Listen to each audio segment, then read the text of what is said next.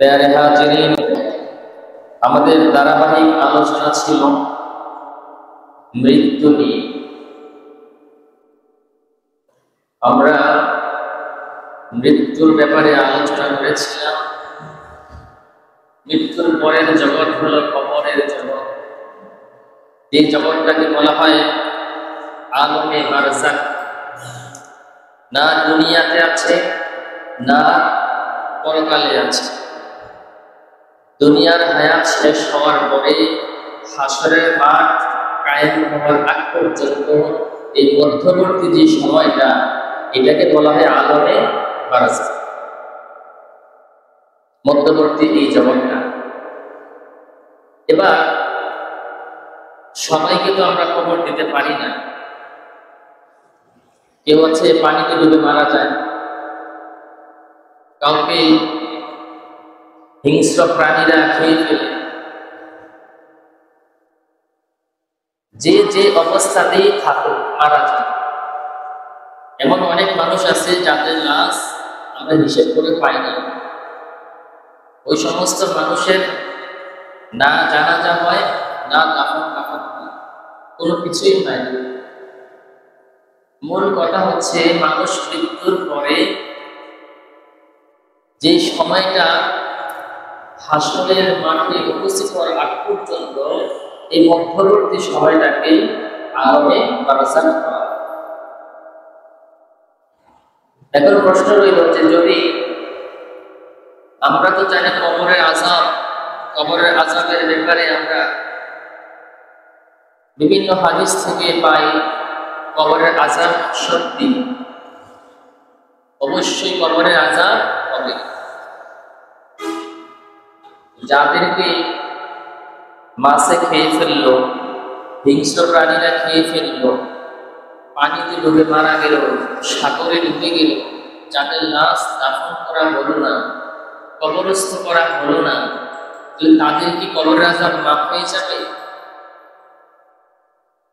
যাদেরকে কবরে রাখা হয় তাদেরকে কবরের আযাব অথবা কবরের শান্তি দেওয়া হবে। কিন্তু যাদেরকে আমরা কবর দিতে পারলাম না, যাদের লাশ সাগরে ডুবে গেল অথবা হিংস্র প্রাণীরা খেয়ে ফেলল, তাহলে তাদের কবরের জগৎ কি তাদের মাফ হয়ে গেল?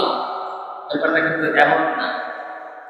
মূল কথা হচ্ছে মানুষ মৃত্যুর পরে, মৃত্যুটা তার যেভাবেই হোক, তাকে দাফন করা হোক অথবা না হোক, তাকে মাছে খেয়ে ফেলো অথবা তাকে হিংস্র প্রাণীরা খেয়ে ফেলো, ওই জগৎটাকেই বলা হয় আলমে বারজাখ। এবং যে যে অবস্থাতেই থাকে, অবশ্যই মৃত্যুর পরের যে অবস্থা, যদি নেককার বান্দা হয় অবশ্যই সে কবরে শান্তি পাবে, আর যদি নেককার না হয় তাহলে সে কবরে আযাব ভোগ করবে। দুই অবস্থার যে কোনো এক অবস্থায় হবে।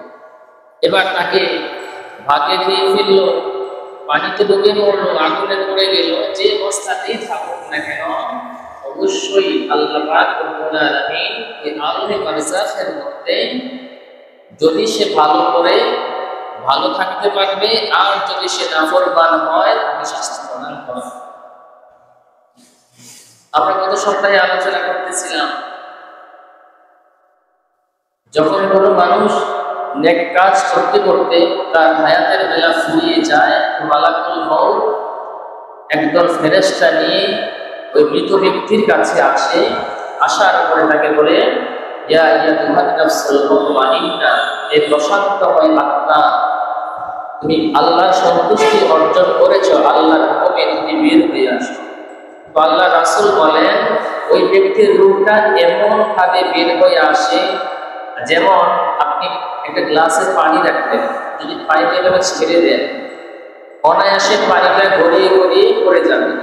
ঠিক তদ্রুপ যেই ব্যক্তি নাকি আল্লাহর সন্তুষ্টি অর্জন করতে পেরেছে, তার রূহটা এভাবেই বের হয়ে আসবে। আসার পর ফেরেশতারা তাকে একের পর এক 70-28 পর্যন্ত নিয়ে যাবে। আল্লাহ পাক রব্বুল আলামিন বলবেন, সে তো আমার সন্তুষ্টি অর্জন করেছে, সুতরাং তাকে তাড়াতাড়ি নিয়ে যায়, তার নামটা ইল্লিনের মধ্যে লিপিবদ্ধ করে রাখবে।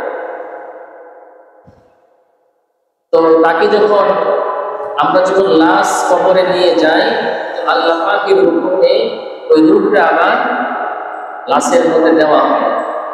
দুজন ফেরেশতা আছে, প্রশ্ন করে, যদি প্রশ্নের জবাব সে দিতে পারে, দেওয়ার পর তখন ওই বান্দাকে আগে জাহান্নামটা দেখানো হবে। জাহান্নাম দেখানোর পর বলা হবে তোমার জন্য এই জাহান্নামটা বরাদ্দ ছিল, কিন্তু তুমি আল্লাহর সন্তুষ্টি অর্জন করেছ, এজন্য এখান থেকে তোমাকে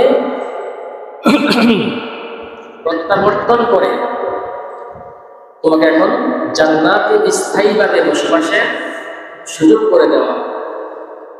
ওই বান্দাকে জান্নাতের পোশাক পরিধান করানো হবে এবং জান্নাতের একটা দরজা খুলে দেওয়া হবে এবং তার চোখ দৃষ্টি যতটুকু যায় অতটুকু তার কবরটাকে প্রসারিত করা হবে, অন্ধকার কবরটাকে নূর দ্বারা আলোকিত করা হবে।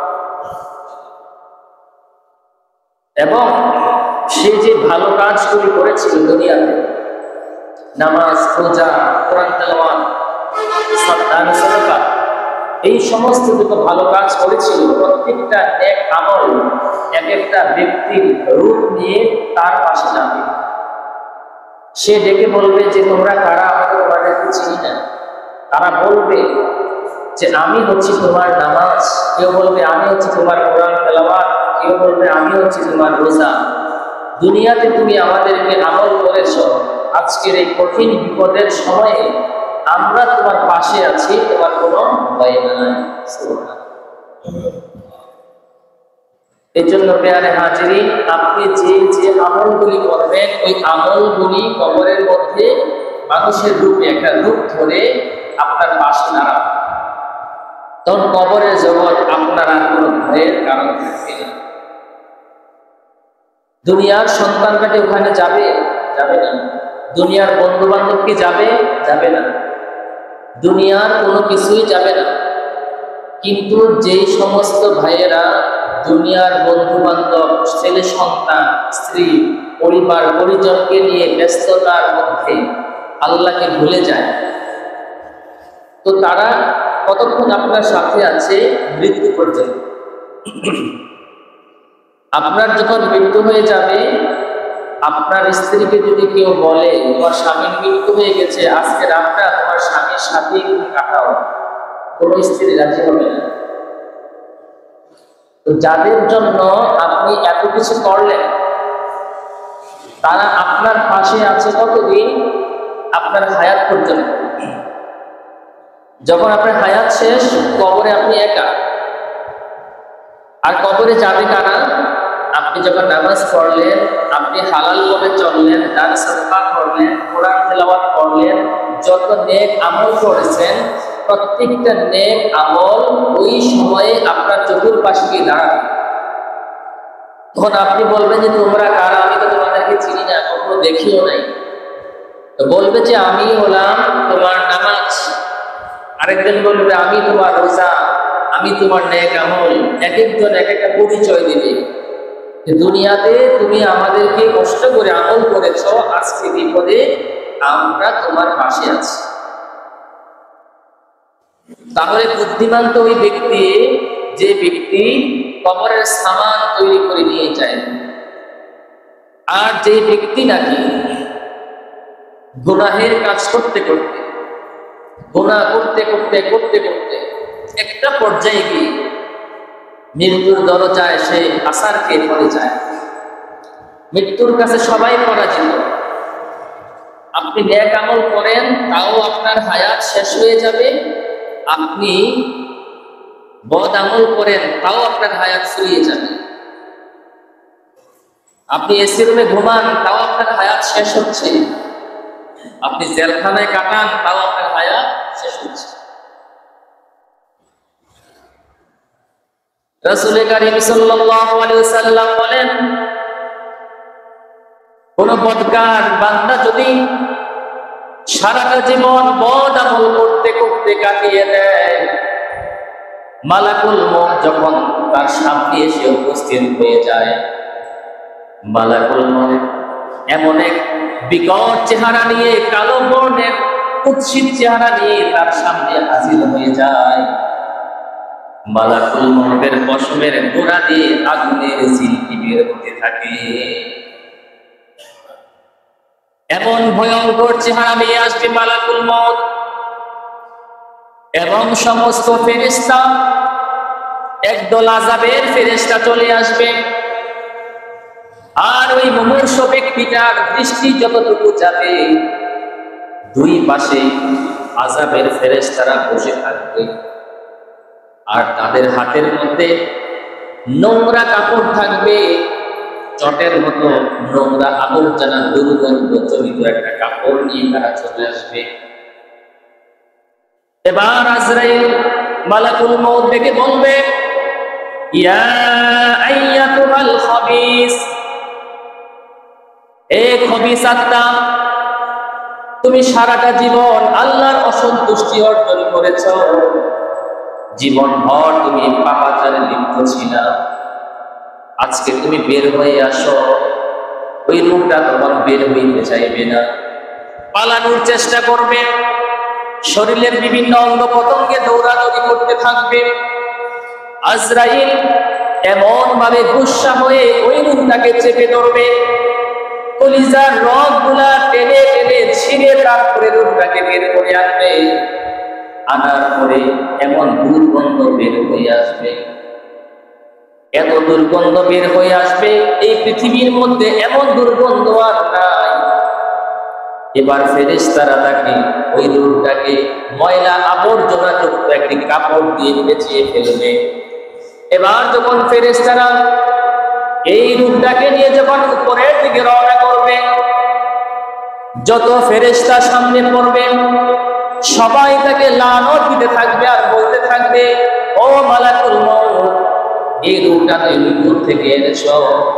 এবার মালাকুল ডেকে বলবে, ফুলান ইবনে ফুলান, অমুক গ্রামের অমুকের ছেলে অমুক, বাবার নাম সহ বলে দিবে। এবার ফেরেশতারা বলবে, লানাতুল্লাহ, তার উপরে আল্লাহর গজব করো, সে এমন পাপাচার করেছে, সারাটা পৃথিবী দুর্গন্ধ হয়ে গেছে।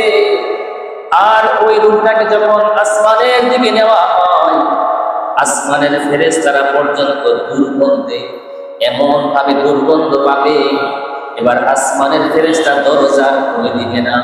আসমানের ফেরেশতা ডেকে বলবে, এমন দুর্গন্ধ জনিত আত্মা উপরে নেওয়ার দরকার নাই, এটাকে তোমরা সিজ্জিনের মধ্যে রেখে দাও।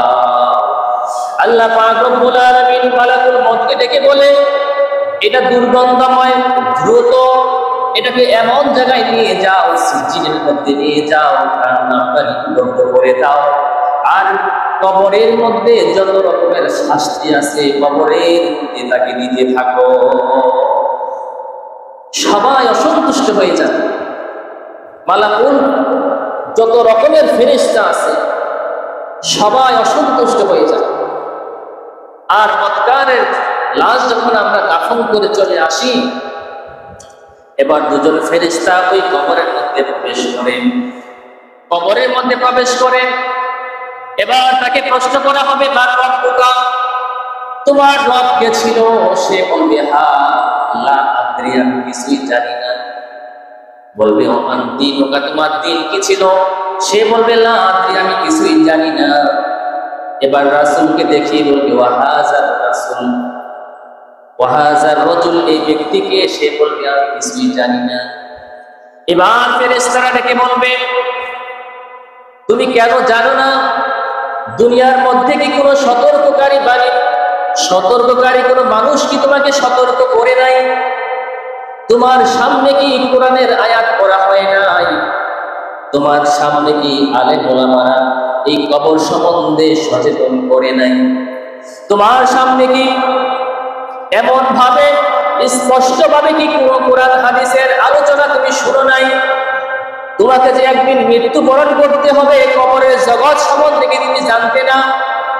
এবার ওই পাপিষ্ঠ বান্দা বলবে, হ্যাঁ অবশ্যই আলেম ওলামারা আমাদেরকে বয়ান করে করে শোনাইছে, কিন্তু আমরা তা বিশ্বাস করি নাই, আমরা তা মিথ্যা মনে করেছি। এটাই ছিল আমাদের সবচাইতে বড় অপরাধ।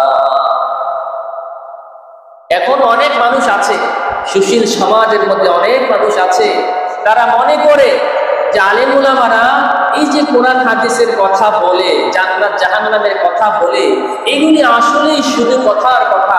কারণ এগুলি বলে বলে কি করে তারা কর্মসংস্থান। তারা মনে করে আলেম ওলামারা এই কথা বললে কি করবে, আলেমদেরকে মানুষ টাকা দিবে, ইমামতি করলে বেতন পাওয়া যাবে, মুনাজাত দিলে হাদিয়া পাওয়া যাবে। তো একদল মানুষ আছে তারা মনে করেছে আলেম ওলামারা এগুলি বলে টাকার বিনিময়ে, আলেম ওলামারা ওয়াজ নসিহত করে, আলেম ওলামারা মাদ্রাসা চালায়, এগুলো ব্যবসা। আমরা যেমন দোকানদারি করি টাকার জন্য, ব্যবসা করি টাকার জন্য, তো তারা মাদ্রাসায় পৌঁছে তারা কি করবে? তো তাদের কাজ হলো ইমামতি করা, মাদ্রাসায় চাকরি করা, ওয়াজ মাহফিল করা। এটা হচ্ছে জাস্ট তাদের একটা জীবিকা উপার্জনের মাধ্যম। ওই সমস্ত মানুষ ওই দিন ধরা পড়বে। যখন ফেরেশতারা বলবে আলেম ওলামারা কি বলে নাই তোমাদেরকে এই ব্যাপারে, তারা বলবে হ্যাঁ বলেছে, কিন্তু আমরা তা বিশ্বাস করি নাই। আমরা মনে করেছিলাম তা মিথ্যা কথা, কাল্পনিক কথা, কিসসা কাহিনী, গল্প। আমরা মনে প্রাণে বিশ্বাস করি নাই। যদি আজকের এই অবস্থা জানতাম, বুঝতাম, তাহলে অবশ্যই অবশ্যই ভালো কাজ করে আসতাম। এবার আল্লাহ পাক রব্বুল আলামিন ফেরেশতাদেরকে ডেকে বলে, তাকে আর কোনো কিছু জিজ্ঞাসা করার প্রয়োজন নাই। এবার তার জন্য জাহান্নামের পোশাক তার গায়ের মধ্যে পরিধান করিয়ে দাও। তার কবরের মধ্যে নিচে আগুন, উপরে আগুন থাকবে এবং বিষাক্ত সাপ তার কবরের মধ্যে উপস্থিত হয়ে যাবে এবং জাহান্নামের একটা দরজা তার কবরের দিকে খোলা হবে। কবরের মধ্যে জাহান্নামের সকল আযাব কবরের মধ্যে বসতে থাকবে। নাউযুবিল্লাহ। আল্লাহ পাক রব্বুল আলামিন আমাদেরকে হেফাজত করুন কবরের আযাব থেকে, বলে আমিন। আল্লাহ রাসূল সাল্লাল্লাহু আলাইহি সাল্লাম বলেন, এই পৃথিবীর মধ্যে আদম আলাইহিস সালাম থেকে কিয়ামতের আগ পর্যন্ত সবচাইতে বড় যে ফিতনা, তা হচ্ছে দাজ্জালের ফিতনা। দাজ্জালের ফিতনা যখন আসবে, ঈমান রাখা অনেক কঠিন হয়ে যাবে। দাজ্জালের ফিতনার মতো ফিতনা আর পৃথিবীর মধ্যে নাই। এখন বলবেন যে আমরা তো ঈমানওয়ালা, দাজ্জাল আসলে আমরা মরে যাবো, শহীদ হয়ে যাবো, অসুবিধা নাই। আমাদের ঈমান ঠিক আছে বা ঈমান মজবুত আছে। আরে ভাই, ঈমান মজবুত কতটুকু আছে আপনার? আজকে যদি আপনি একটু অভাবে পড়েন, তখন দেখা যায় যে আপনার ঈমান কতটুকু ঠিক থাকে। আপনি কি অভাবে পড়লে আপনি ব্যাংকে দৌড়ান কিস্তির জন্য, লোনের জন্য, অবৈধ পথে আপনি বেছে নেন, কারণ আপনার ধৈর্য তখন আর থাকে না। সামান্য আর্থিকভাবে আমরা যখন দুর্বল হয়ে পড়ি, এই ফিতনায় আমরা মোকাবেলা করতে পারি না, আমরা ধৈর্যহারা হয়ে যাই। আর দাজ্জালের মতো বড় ফিতনা কিভাবে মোকাবেলা করব? তো আল্লাহর হাবিব বলেন, কবরের যে ফিতনা, এই ফিতনাটা দাজ্জালের ফিতনার মতোই। কবরের মধ্যেও যে ফিতনা হবে, মানুষ যে ভয়ঙ্কর অবস্থার মধ্যে পড়বে, ওই দাজ্জালের ফিতনার মতোই হবে। কারণ যখন আপনি কবরে যাবেন, তখনও কিন্তু ইবলিস ওখানেও যাবে।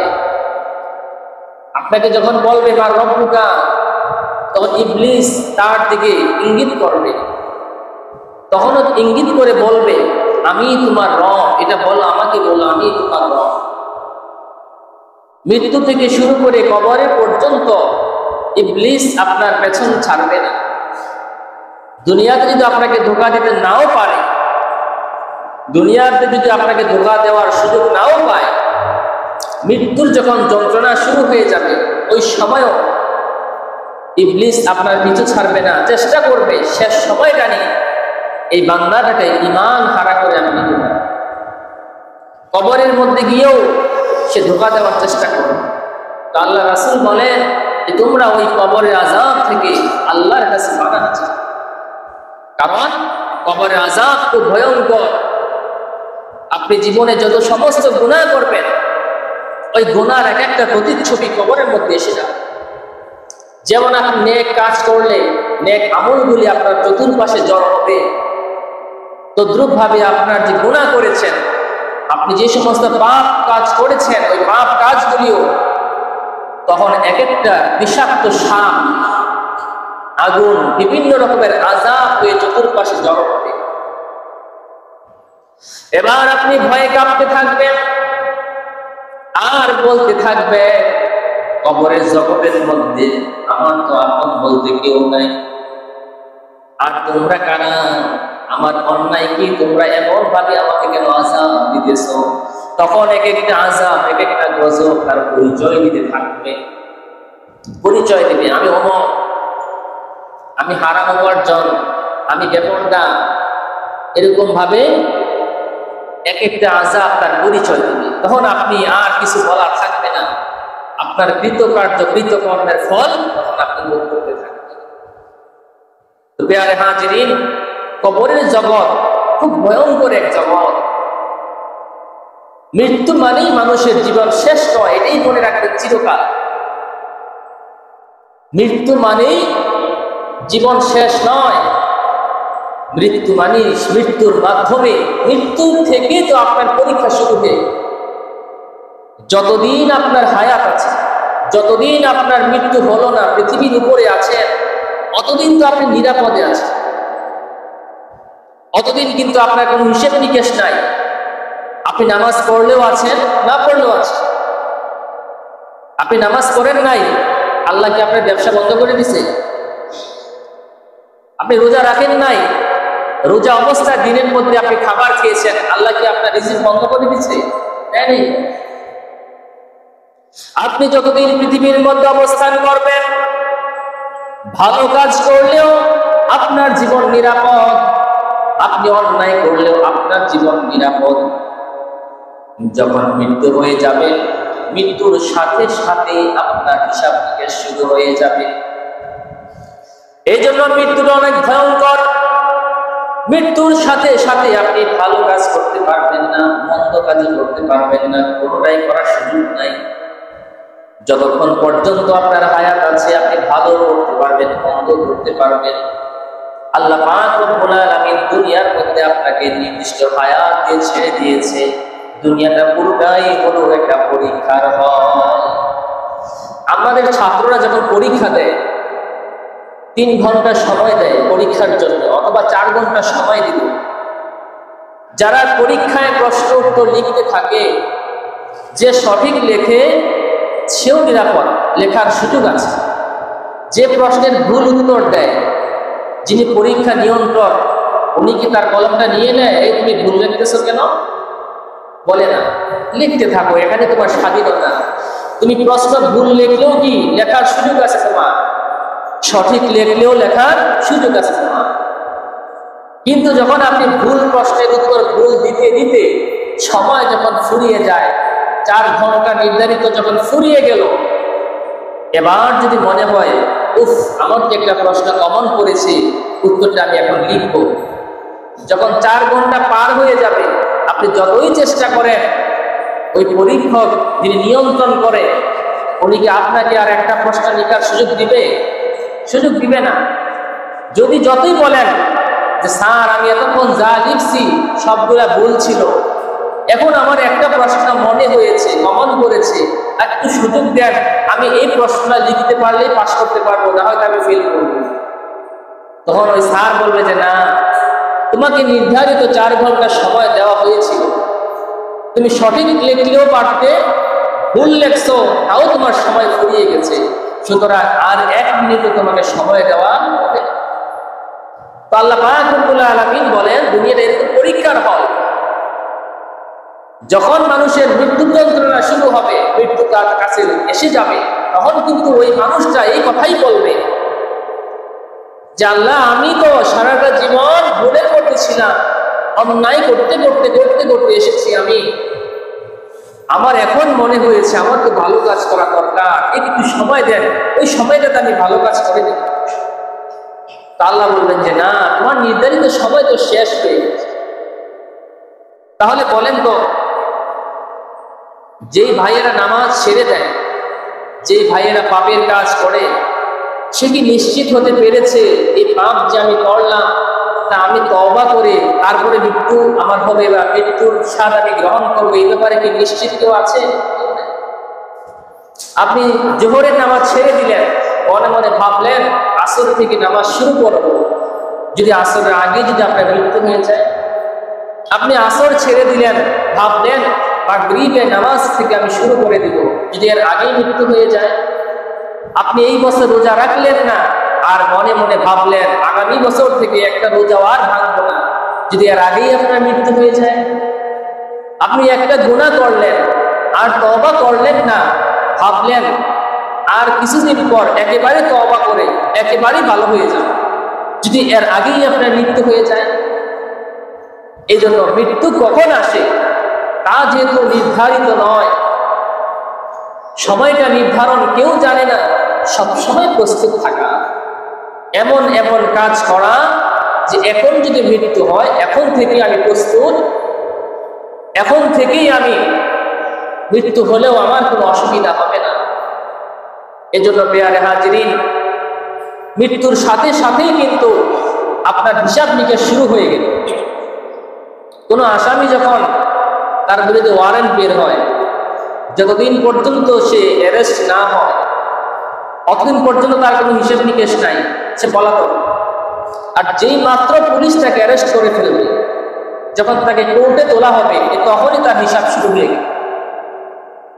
তুমি অপরাধ কেন করছো, কিভাবে করছো, এই তার হিসাব শুরু হয়ে গেল। তো যতদিন মালাকুল মউত আপনার আমার সাথে সাক্ষাৎ করবে না অতদিন পর্যন্ত আমি আর আপনি নিরাপদ। আর যখনই মালাকুল মউত এসে যাবে, মালাকুল মউত যখন এসে আপনাকে আমাকে গ্রাস করে ফেলবে, ধরে ফেলবে, এরপর থেকে আপনার আমার হিসাব নিকাশ শুরু হবে। এরপর থেকে আর বাঁচার নাই, অনন্ত এক জীবন। এই জীবনের যাত্রা শুরু হয়ে গেল মৃত্যুর মাধ্যমে। যখন ওই বদকার বান্দা যখন প্রশ্নের জবাব দিতে পারবে না, তখন তাকে প্রথম জান্নাতটাকে দেখানো হবে। ওই বদকার ব্যক্তিকে জান্নাতের দিকে ঘুরানো হবে, তাকে প্রথমে জান্নাতটা দেখানো হবে। জান্নাত কত সুসজ্জিত, কত সুন্দর, নেয়ামতে ভরপুর। ওই বান্দা জান্নাতটা দেখবে, দেখার পরে এবার ফেরেশতা ডেকে বলবে, ও আল্লাহর বান্দা, এই জান্নাতটা তোমার জন্য বরাদ্দ ছিল। তুমি যদি ভালো কাজ করে আসতে আর যদি আজকে এই প্রশ্নের জবাব দিতে পারতে, তাহলে অনন্তকালের জন্য তুমি এই জান্নাতের নাজ নিয়ামতগুলো ভোগ করতে পারতে। কিন্তু তোমার কর্মফল ভালো ছিল না, তোমার বরাদ্দকৃত জান্নাতটা তুমি আর পেলে না। এখন থেকে তুমি জান্নাতে জাহান্নামের আযাব ভোগ করতে থাকো। জান্নাতটা দেখে তাকে আফসোস করা, তখন সে আফসোস করবে, একটু আযাব ভোগ করবে, আবার সে আফসোস করবে, যা এই জান্নাতটা বুঝি আমার জন্য ছিল, এত সুন্দর, এত নিয়ামতে ভরপুর, এত সুসজ্জিত, যা মানুষ কল্পনাও করবে না। তখন সে অবাক হয়ে যাবে, এই জান্নাত আমার জন্য ছিল, আজকে আমি সামান্য দুনিয়ার লোভে পড়ে এত নিয়ামতপূর্ণ, যেখানে আমি একদিন দুই দিন নয় অনন্তকাল আমার থাকার সুযোগ হয়েছিল, আমার নামেই বরাদ্দ ছিল। দুনিয়াতে যত মানুষ আসবে, হিন্দু, মুসলিম, বৌদ্ধ, খ্রিস্টান, যত মানুষ পৃথিবীতে আসবে, প্রত্যেকটা মানুষের জন্যই কিন্তু জান্নাত বরাদ্দ। প্রত্যেকটা মানুষের জন্যই জান্নাতে জায়গা আছে, আমাদের জন্য প্লট বরাদ্দ আছে, কিন্তু সে পাবে না তার কর্মফলের কারণে।